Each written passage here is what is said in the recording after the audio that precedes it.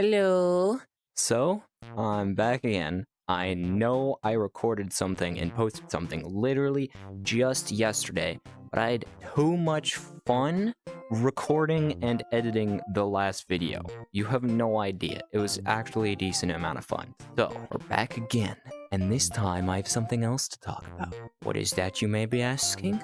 Well, let's just say it's a slight ramble about one of my least favorite things. The world of artificial intelligence. Or, more accurately, why I hate that word so much. See, listen, AI is a buzzword. Everybody knows this at this point. It's a very common thing to know. But, do you know why it's a buzzword? That's always the important question. Well, what it is that AI has unfortunately become the large, big term that everybody's using to refer to a field that has existed for quite a long time, actually, and that is the field of machine learning. You know, you make machines learn stuff. That's the entire point of machine learning. It has existed for like 20 plus years at this point. And in the field of machine learning, you do something very basic. You take very basic arithmetic and you put it in a way to make a kind of semi-functional brain. You make an artificial brain inside your computer using math. It's a whole lot of math. There are like several 3 blue, 1 brown videos about how machine learning works. And what we have seen with what a lot of people call AI, those are, you've probably heard the term large language model thrown around. And it's because they are a part of machine learning. They are machine learning models trained to create coherent sentences. That is why they function the way they do. But that's what makes the term AI so frustrating, and why it's so frustrating that it's become the catch-all term for anything involving machine learning. Because for the longest time in sci-fi, AI has implicated something that thinks and speaks and has emotions like a human. For the most part. I mean, you have things like Data from Star Trek where, he's not supposed to have emotions typically. But the thing is that we write them to be very human characters. Even if they are technically inhuman, we write them as if they are human characters. So the result is that when we started applying AI as a term to these large language models, which are essentially very evolved descendants of things like predictive text on your phone and Markov chains, the result is that you get a whole lot of confusion on what exactly it is. You've applied a term that is incorrect to something else. In that case, you get people believing that, well, ChatGPT and other things like it, like Claude and other things of the sort, can think like a human does, and feel like a human does, and have human emotions, when that is factually incorrect. It's very frustrating that it is that way, that the term has become a buzzword, especially because AI in fiction is very different from the AI that people, talk about today with ChatGPT and other things of the sort. They are machine learning models. They are large language models, which is a subset of machine learning, which is just a general thing. It's also especially frustrating the way that I see it talked about just in general. What I mean by the term itself, the buzzword, has infected things that have nothing to do with, like, ChatGPT and stuff. I'm specifically talking about something that I saw in a Bloody Resh video. Considering the fact that I'm making similar content, you might get suggested him on these videos, or, you might get suggested just him in general if you are in my space, I don't know. Considering the fact that this is a VR chat video, you may get suggested to Bloody Resh, but essentially he made a video where he got sent some tracking kit by a company where you set up 3 cameras in your room, and then they just infer your pose from those 3 cameras instead of actually requiring you to strap things to your body, which is a pretty decent solution to the issue of full body tracking being really freaking expensive. With 0 trackers and just cameras, you can get away with a relatively cheap product that works decently, and that works through computer vision with machine learning. But the issue is that in his video, he called it AI. And of course he had to say, oh, wait a second, don't, jump to conclusions. You shouldn't have to say that. Don't even call it AI. Especially in the case of that, it should not have been called AI in the first place, because it's not what people are expecting when they hear that word, because it's computer vision with machine learning. It is a very different thing. Of course, nobody's going to call it that because, as I said, it's a buzzword. It tends to attract things like investors and the sort, which is terrible. The fact that it does that is terrible, and the fact that AI as a term is just being applied to everything in the machine learning space is also pretty stupid, in my humble opinion, and actually in the opinion of others like Acerola. As a matter of fact, I'll suggest that you go check out Acerola's video on machine learning. Cards is up in the corner up there. I should actually be able to add cards because it's something on YouTube. I wasn't able to do that last time for my Twitch channel because I'm not a part of the YouTube partner program, so that's slightly annoying. I did make sure to add it to my description though, so you could have just checked it out there as well. Or just type the link into your URL bar. In general, it just frustrates me the fact that people talk to AI like it's alive, when in fact it isn't. It is a machine. It is a predictive probability model. That is how LLMs work. And the fact that people treat it like it's something more than that is endlessly frustrating to me, because it means that we have people who are saying that their computers are alive and competent when that is literally not what is happening.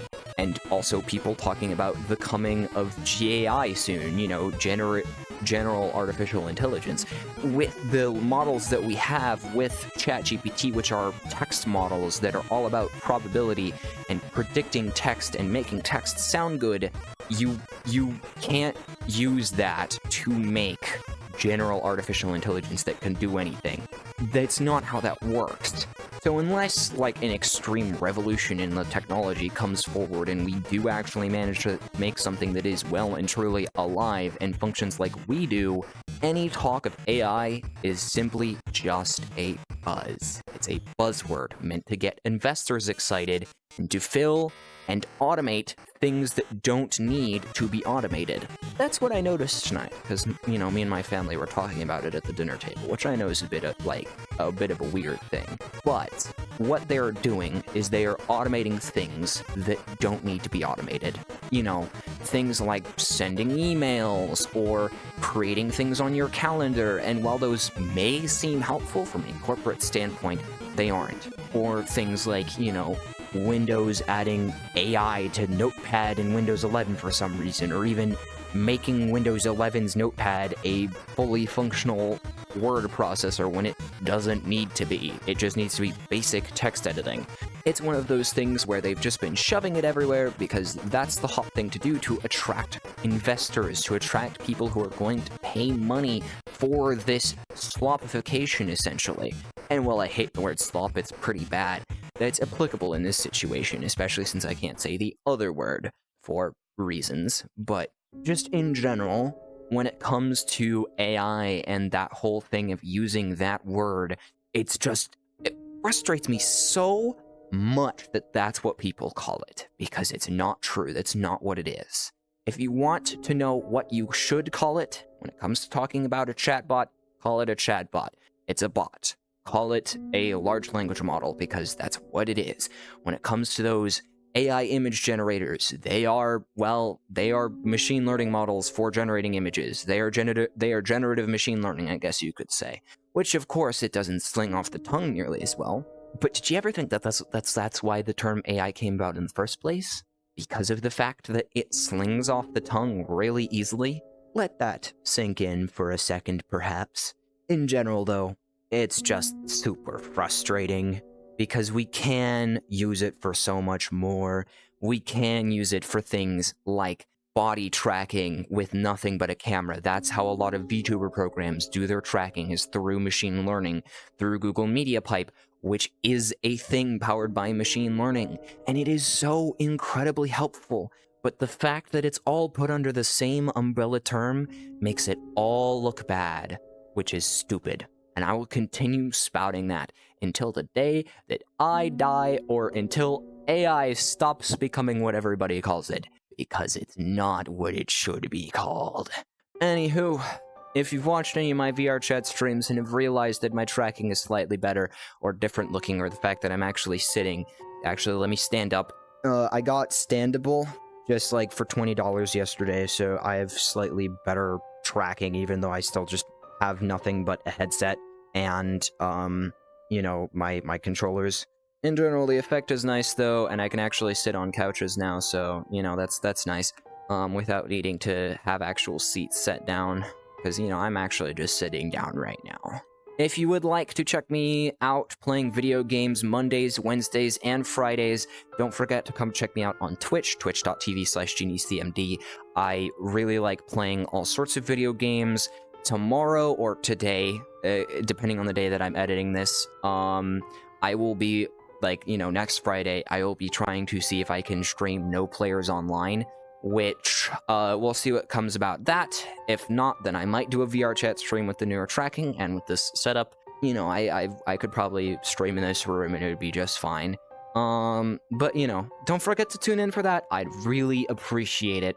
I really love it when people come into my streams, especially new people. It's always fun to talk. That's one of the big reasons why I like Twitch streaming so much, is because I get to talk to people and interact with my viewers, because live interaction is fun. Anyways, I hope I will be able to make some scripted content in the future. I'm sorry that I'm, like, uploading 2 rambled videos in a row. I know I said that I would get to scripted stuff, I just need to actually script stuff out first. So you'll see scripted stuff from me when I can sit down and write a proper script. I have a couple ideas. I want to make a video about Nirvasi, a really in-depth one, but I gotta replay through the whole game first, and I'm gonna take notes, and I'm gonna be really thorough with that one. So that's gonna be a bit, and I might make a nice scripted video about furry games, and more specifically comparing just the general thing of furry games to one that I've been playing recently. Quick warning, for that one, for that video, that one's probably going to contain games that are not suitable for teenagers. More so, like, I will leave out things being graphic, but I will definitely go ahead and say that, like, you know, I will just say, don't pick up those games if you're not, like, an adult, especially if they are specific ones. You'll probably know which ones I'm talking about, or they'll say it on the Steam page or the itch page or whatever. Anyways, that really is enough from me. I have said enough. Which this is probably going to end up being shorter than the Nirvasi video, but still. Anyways, I'll see you later.